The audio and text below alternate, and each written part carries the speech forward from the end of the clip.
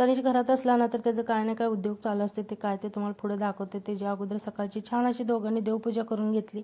त्याच्यानंतर त्याला नाश्त्यामध्ये ना आमलेट चीज रोल बनवून दिलं होतं. नाश्ता वगैरे करून घेतला आणि त्याच्यानंतर पसारा काढायचं इथं काम चालू होतं.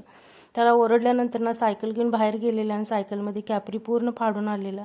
ओरडून मग परत अभ्यासला थोडा वेळ बसवला आणि त्याच्यानंतर मग स्वयंपाकाला लागलेले. तर मूग शिजत घातलं होतं. म्हणलं तोपर्यंत चपात्या करून घेऊया.